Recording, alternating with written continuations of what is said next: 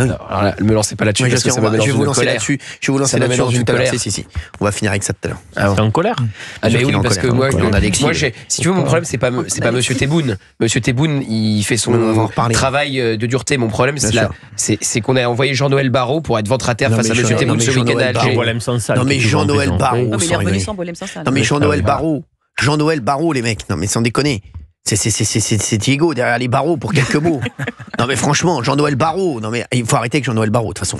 Lui c'est une catastrophe. C'est pas le premier problème. Il est allé en émissaire, se mettre ventre à terre à la demande du président. Bah oui. Jean-Noël Barrot, c'est une phrase, une bêtise. Arrêtez. Jean-Noël Barrot. Je ne vois pas comment Bruno Retailleau peut rester au gouvernement. Ça y est, il a répondu. Il a répondu ce matin sur une matinale en disant peut-être, on va voir, s'il y a des résultats. Tant mieux. S'il n'y en a pas, il faut reprendre la stratégie que j'ai proposée. Donc il n'a pas dit qu'il partait. Mais je sais qu'il faudra reprendre. Et on lui dit mais il faudra combien de temps? Il faudra se donner une semaine pour reprendre la stratégie, tu sais, de riposte graduée.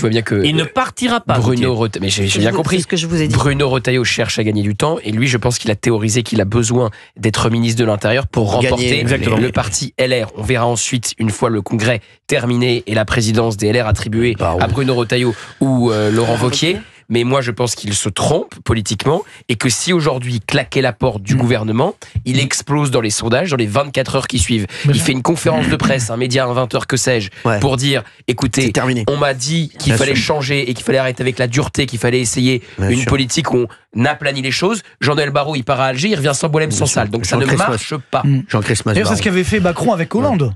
Si on se souvient bien, c'est comme ça, il a claqué la porte. C'est une question de rapport de force. Et c'est ça qu'il a proposé. C'est une question de rapport de force. Moi, je pense que je suis d'accord avec les ça. Algériens tiennent le rapport de force. Oui, non, mais nous, on est incapable de le faire. Non, mais le problème, c'est qu'à un moment, on cautionne. Si on ne dit rien, et si on reste on cautionne, et ça qui est particulièrement dangereux. Nicolas. Non, mais le problème, c'est le rapport de force.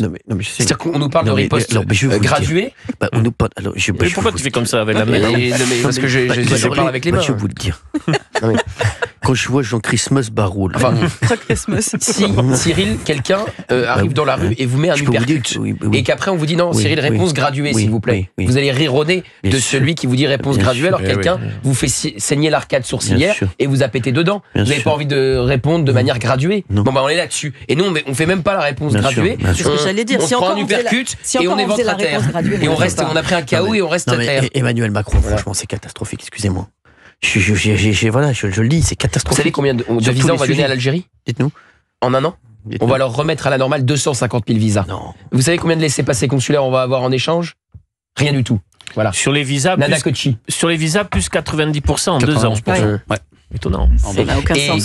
Et les renouvellements de visas, c'est-à-dire que quelqu'un qui est déjà en France avec un visa qui fait une demande de renouvellement, les renouvellements ont aussi énormément augmenté.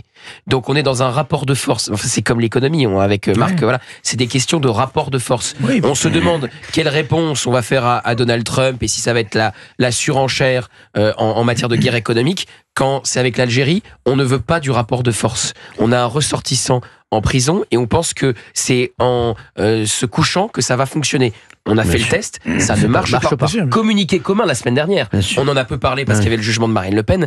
Communiqué commun des 2 gouvernements et des 2 présidents pour dire retour à la normale, y compris sur les questions migratoires. Vous pensez qu'on va les expulser, les OQTF, là? Et les influenceurs, jamais de la vie. Les influenceurs qui sont en CRA et qui dans 90 jours sont dehors. En plus, c'est vraiment, pour Bruno Retailleau, franchement, c'est pas bien ce qu'a fait Emmanuel Macron. Ah bah il l'a désavoué. Bien sûr. Ah oui, c'est pas bien. Oui. Après, comment voulez-vous qu'il y ait des mecs qui le soutiennent, franchement? Non mais c'est vrai, parce que Bruno Retailleau, il avait rien contre Emmanuel Macron à la base. D'ailleurs, ils s'entendaient plutôt bien ces derniers temps. Ces derniers temps, ils s'entendaient plutôt bien. Mais là, après, quand tu fais un truc comme ça derrière, qu'est-ce que tu veux qu'il se passe? Bruno Retailleau s'est fait attaquer par la presse algérienne de manière très violente. Il ne peut pas mettre un pied en Algérie. Donc il y a eu Jean-Noël Barrot. Le prochain qui y va, c'est Gérald Darmanin. Dans quelques jours, Gérald Darmanin il va y aller parce que Bruno Retailleau c'est-à-dire que si Bruno Retailleau arrive à Alger, il lui trouve la geôle à côté de celle de Boilem Sansal.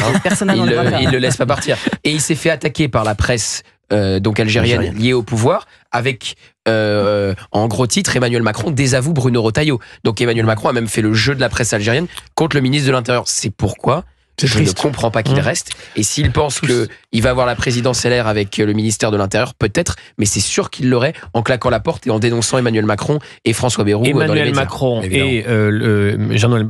et Barrot pensent que ils vont obtenir la libération de Boilem Sansal et qui vont pouvoir, par la diplomatie, et qui vont pouvoir faire respecter l'accord bilatéral sur l'immigration de 94, qui pourront enfin avoir le respect de cet accord. Il le croit aujourd'hui.